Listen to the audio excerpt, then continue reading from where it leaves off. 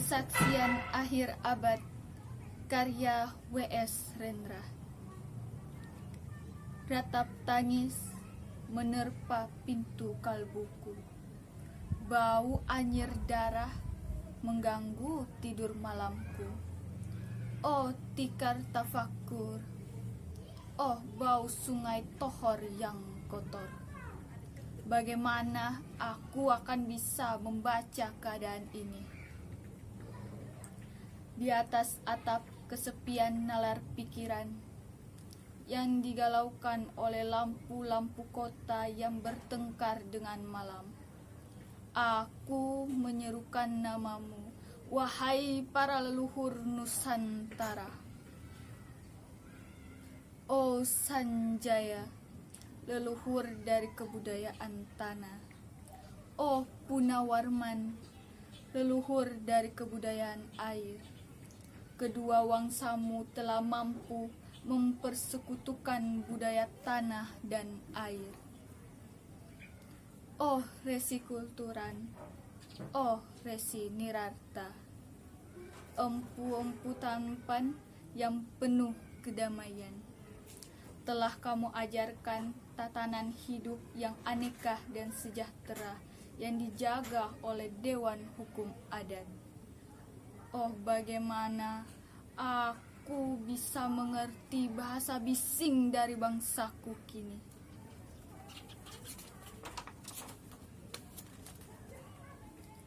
Oh kajau lalido, bintang cemerlang tanah Ugi, negarawan yang pintar dan bijaksana, telah kamu ajarkan aturan permainan di dalam benturan-benturan keinginan yang berbagai ragam di dalam kehidupan.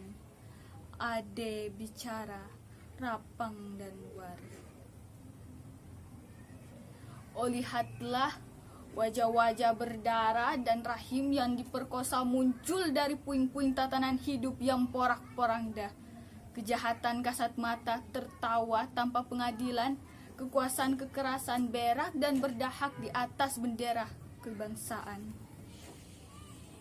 Oh anak cucuku di zaman sibernetik, bagaimana akan kalian baca prasasti dari zaman kami?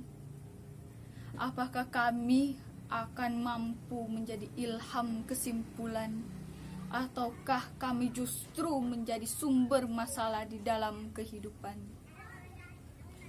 Dengan puisi ini, aku bersaksi bahwa rakyat Indonesia belum merdeka.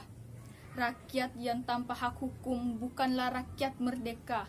Hak hukum yang tidak dilindungi oleh lembaga pengadilan yang mandiri adalah hukum yang ditulis di atas air. Bagaimana rakyat bisa merdeka bila polisi menjadi aparat pemerintah dan tidak menjadi aparat hukum yang melindungi hak warga negara? Bagaimana rakyat bisa merdeka bila birokrasi negara tidak menjadi aparat rakyat, melainkan menjadi aparat pemerintah yang berkuasa?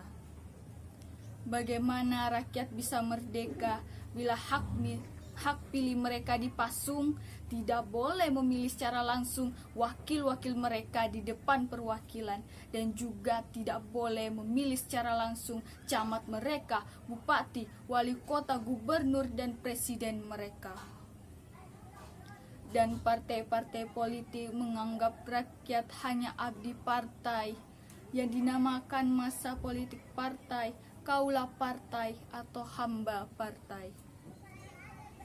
Bagaimana rakyat bisa merdeka bila pemerintah melecehkan perdagangan antar daerah dan mengembangkan merkantilisme denlis sehingga rela menekan kesejahteraan buruh, petani, nelayan, guru, dan serdadu berpangkat rendah?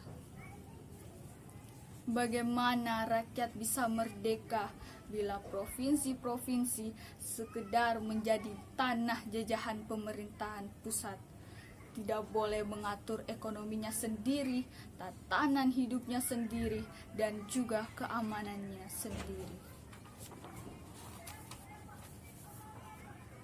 Ayam serigala, macan, ataupun gajah. Semuanya pekah pada wilayahnya. Setiap orang juga ingin berdaulat di dalam rumah tangganya. Setiap penduduk ingin berdaulat di dalam kampungnya. Dan kehidupan berbangsa tidak perlu merusak daulat kedaerahannya. Hasrat berbangsa adalah naluri rakyat untuk menjalin ikatan daya cipta antar suku yang penuh keanekaan kehidupan dan memaklumkan wilayah pergaulan yang lebih luas untuk merdeka bersama. Tetapi lihatlah selubung kabut saat ini, penjajahan tatanan uang, penjajahan modal, penjajahan kekerasan senjata, dan penjajahan oleh partai-partai politik merajalela di dalam negara. Dengan puisi ini aku bersaksi bahwa sampai saat puisi ini aku tanda tangani, para elit politik yang berkedudukan ataupun yang masih di jalan tidak pernah memperjuangkan sarana-sarana kemerdekaan rakyat. Mereka hanya rusuh dan gaduh, memperjuangkan kedaulatan golongan dan partainya sendiri. Mereka hanya bergulat untuk posisi sendiri. Mereka tidak peduli dengan posisi rakyat, tidak peduli pada posisi hukum, posisi polisi, ataupun posisi birokrasi. Dengan picik mereka akan mendaur ulang malapetaka bangsa dan negara yang telah terjadi. Oh Indonesia, Indonesia, negara yang kehilangan makna. Rakyat sudah dirusak asas tatanan hidupnya, berarti sudah rusak dasar peradabannya, dan akibatnya dirusak pula kemanusiaannya. Maka sekarang tinggal menjadi peta, itu pun peta yang lusuh dan hampir sobek pula. Pendangkalan kehidupan bangsa telah terjadi. Tata nilai rancu, dusta, pencurian, penjarahan, dan kekerasan halal. Manusia sekedar semak belukar yang gampang dikacau dan dibakar. Paket-paket pikiran murah dijajahkan. Penalaran amarah yang salah mendorong rakyat terpecah belah. Negara tak mungkin kembali diutuhkan tanpa rakyatnya dimanusiakan. Dan manusia tak mungkin menjadi manusia tanpa dihidupkan hati nuraninya.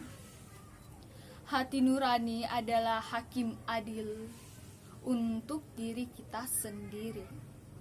Hati nurani adalah sendi dari kesadaran akan kemerdekaan pribadi. Dengan puisi ini aku bersaksi bahwa hati nurani itu meski dibakar tidak bisa menjadi abu. Hati nurani senantiasa bisa bersemi meski sudah ditebang putus di batang. Begitulah fitrah manusia, ciptaan Tuhan yang Maha